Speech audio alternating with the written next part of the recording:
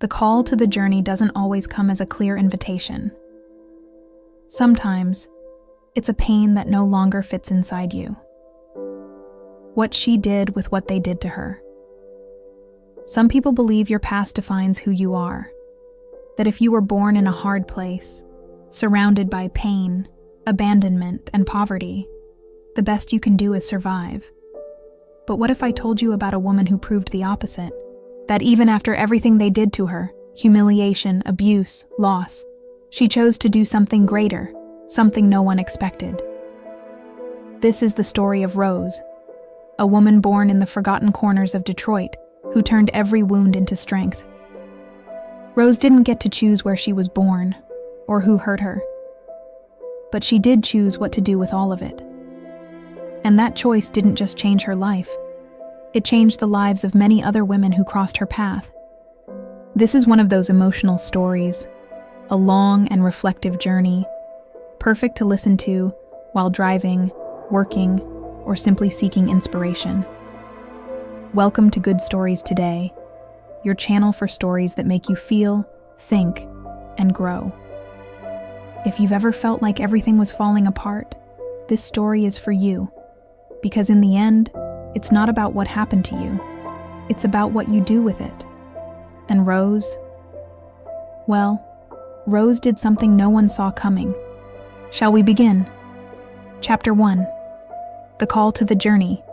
Rose grew up in a small, crumbling house in Brightmoor, one of Detroit's most neglected neighborhoods. Her mother did what she could, but her father was absent, and when he showed up, he brought more pain than help. From a young age, Rose learned to stay quiet to survive. By 15, she was already cleaning houses, secretly saving whatever money she could. But what hurt the most wasn't poverty. It was the feeling that no one saw her, like she was invisible. And in that silence, something began to stir. The call to the journey doesn't always come as a clear invitation. Sometimes, it's a pain that no longer fits inside you. Rose felt that when she saw her best friend, Tasha, taken away by social services after a report of abuse, that moment shook her deeply. If I don't get out of here, I'll end up the same, she thought. But where would she go? What could she do? She had no answers, only a growing restlessness. And that restlessness is often the first step in the hero's journey, the moment life begins to demand change. Stories like this remind us that the call can come through desperation, and that's exactly what Rose felt when, at 17, she packed a small backpack, took the $40 she had saved, and boarded a bus to Chicago. She didn't have a plan, just a fragile hope that maybe, just maybe, she could start over. It wasn't an easy decision, but it was the first time she chose to do something with what had been done to her. And that choice, even wrapped in fear, was the beginning of everything. Chapter 2. The Weight of Survival. When Rose arrived in Chicago, everything looked promising. The tall buildings, the busy streets, the endless movement. It all seemed to whisper that maybe she could start over here, but reality hit fast. With no diploma, no references, and no one to turn to, she found a job cleaning at a small restaurant in Little Village. The work was hard. The pay barely covered her shared room, and her boss, Mr. Collins, was the kind of man who confused power with cruelty. He yelled, belittled, and made sure she knew she was replaceable. Rose stayed quiet, not because she was weak, but because she needed that job. She scrubbed floors, cleaned bathrooms, took out trash, often the last to leave, unpaid for extra hours. One evening, after finishing the kitchen floor, Mr. Collins looked at her and said, "You should be grateful. People like you don't get many chances." It stung. But instead of answering, Rose glanced out the kitchen window and saw the sunset painting the sky in orange and pink.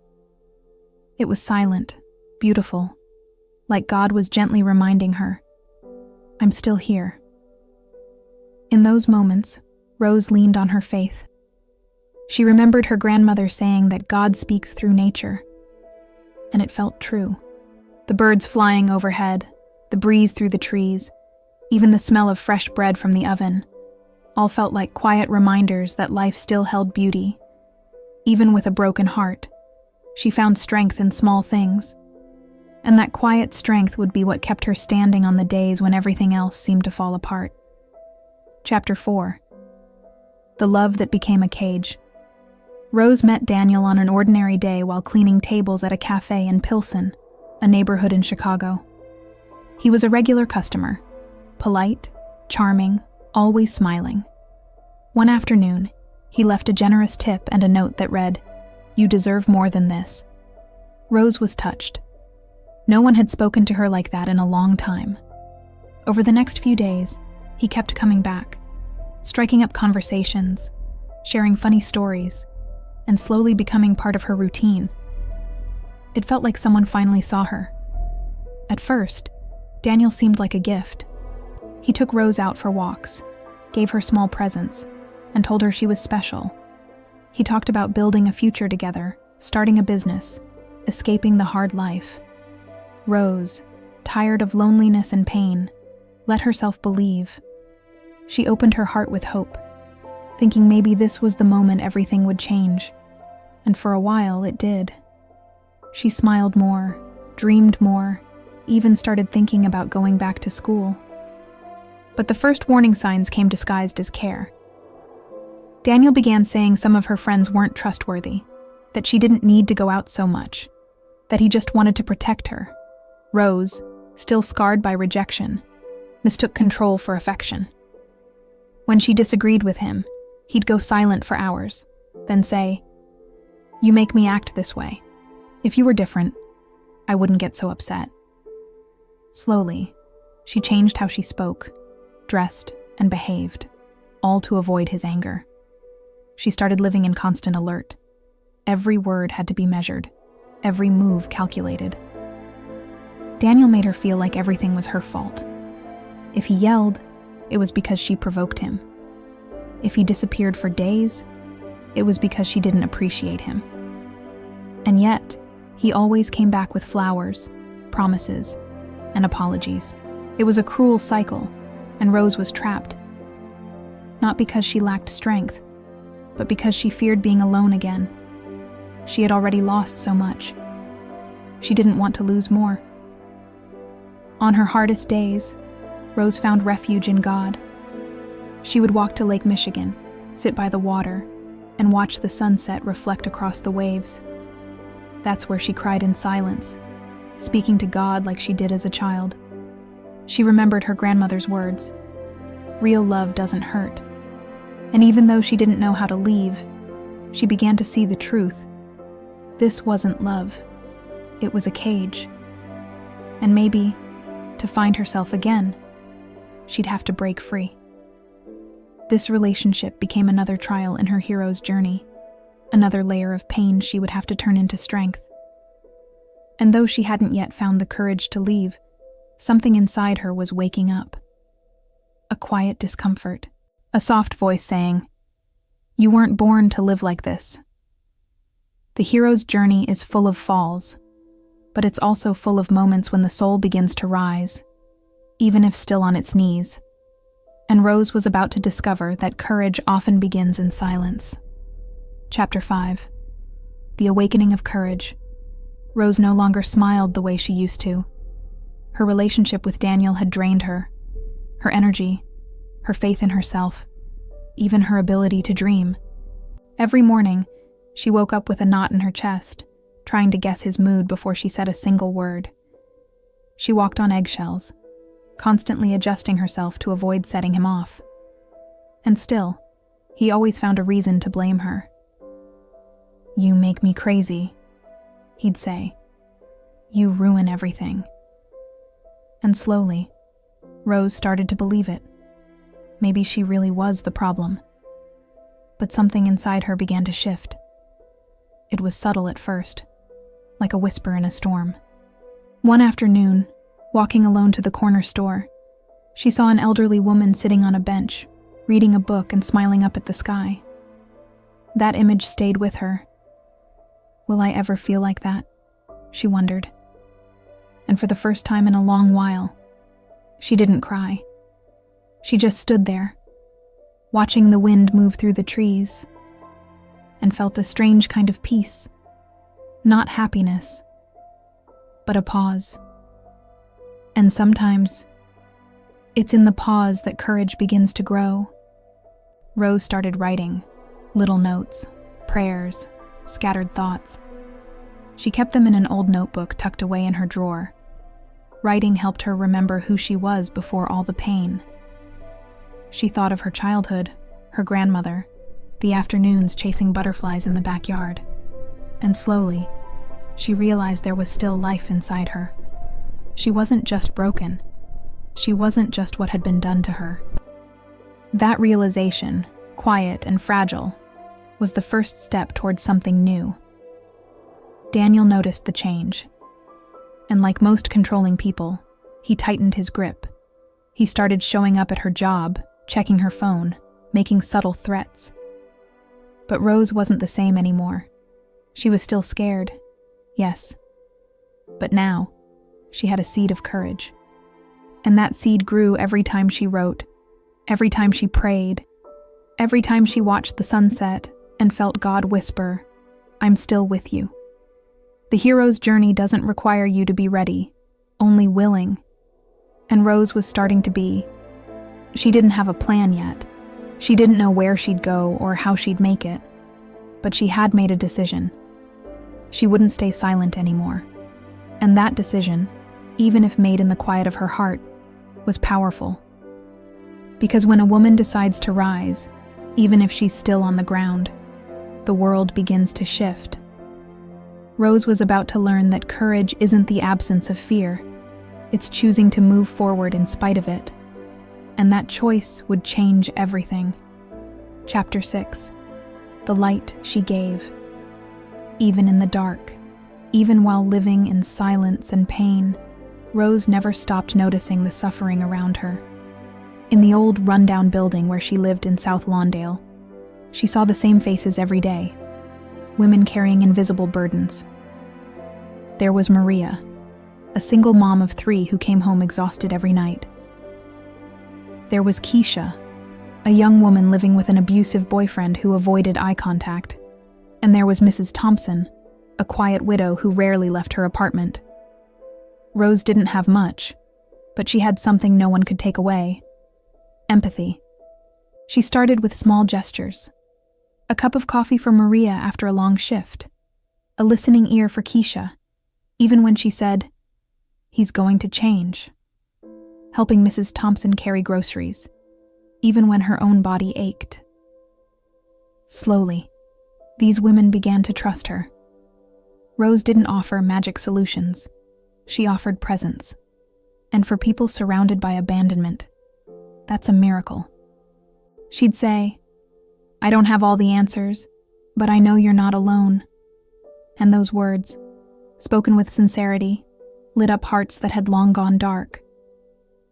Rose's faith wasn't made of speeches, it was made of action.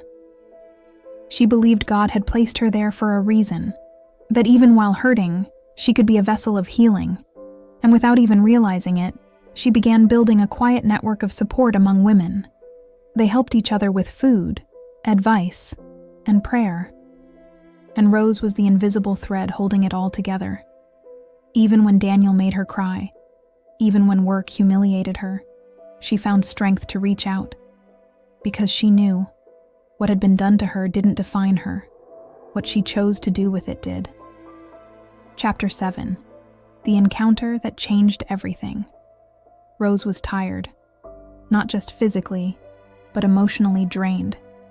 Every day felt like a repeat of the last, and every night brought the same heavy silence.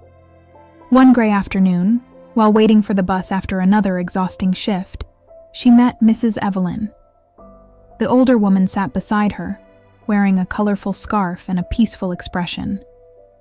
Without asking, she started talking about the weather, how the sky changes color before the rain. Rose listened quietly, unsure why those words felt so comforting. Mrs. Evelyn didn't ask about Rose's life. She simply saw it. She said, "Sometimes we carry a backpack so heavy, We forget what's even inside. And the strangest part, most of what's in there wasn't packed by us. It was put there by others. Harsh words, rejection, fears that don't belong to us. But you know what? You can choose to take it all out. Who said you have to carry what isn't yours? Rose sat in silence. Her heart beat faster. For the first time, someone told her she had the power to choose what to leave behind. In the days that followed, Rose began visiting Evelyn at a local community center where she volunteered. Rose helped sort clothes, prepare meals, and talk with other women who had lived through their own storms. Evelyn didn't offer quick fixes. She offered wisdom, patience, and faith.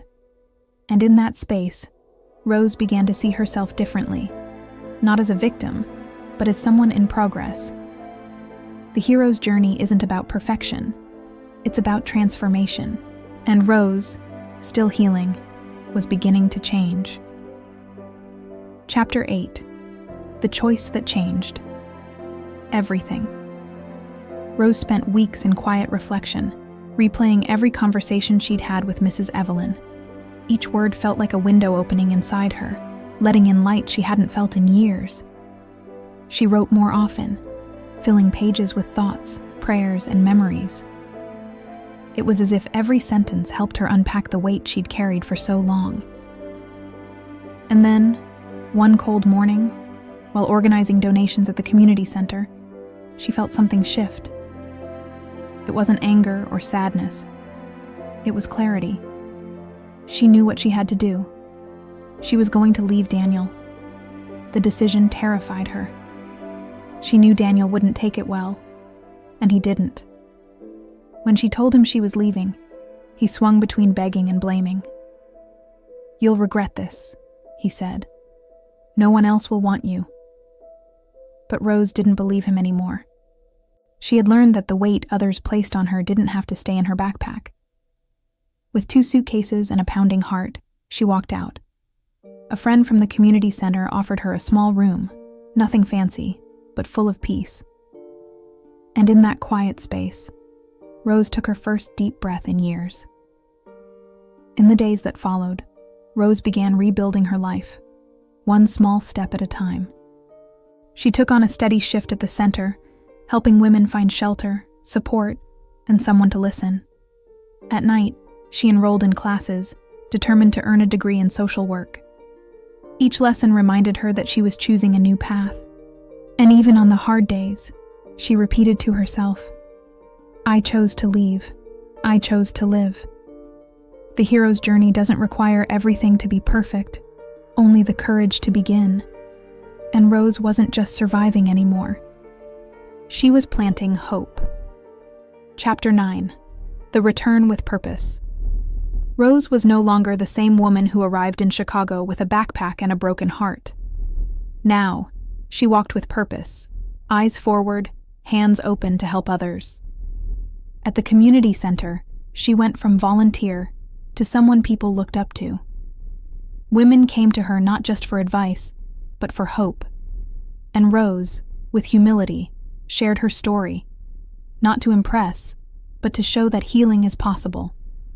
That even after everything they did to you, you still get to choose what comes next. It was Mrs. Evelyn who encouraged her to take the next step, starting a small support group for women in vulnerable situations. It began with just 3 women, sitting in plastic chairs, sipping coffee and sharing their pain. But it grew quickly. Rose didn't offer perfect answers. She offered presence, faith, and a safe space. And that was more than most of them had ever received. With each meeting, she saw in their eyes the same light Evelyn once saw in hers. Pain, when shared, becomes lighter, and hope, when multiplied, becomes powerful. Rose now understood that her journey had meaning. Every tear, every humiliation, every sleepless night had shaped her into someone who could build bridges between pain and healing, fear and courage, silence and voice. Life wasn't perfect. Challenges still came.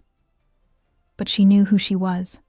She knew what she carried, and more importantly, what she had chosen to leave behind. Her hero's journey had come full circle, but her mission, that was just beginning. Chapter 10. Final reflection and invitation.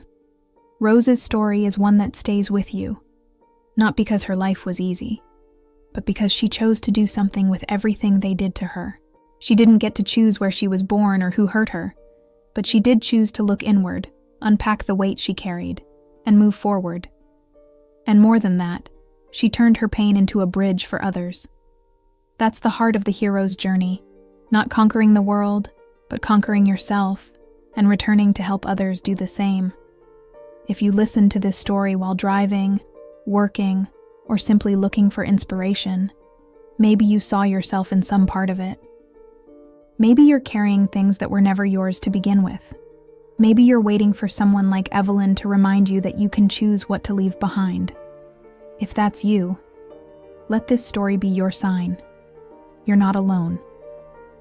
Stories like Rose's are real, and they show us that even in the deepest pain, there's room to begin again. All it takes is one choice, and that choice can start today. Here on Good Stories Today, you'll find emotional stories, reflective journeys, and stories to listen to while driving or working, all created to move your heart and spark transformation. If this story inspired you, subscribe to the channel, turn on notifications, and leave a comment sharing what you're choosing to let go of today. Your story matters too.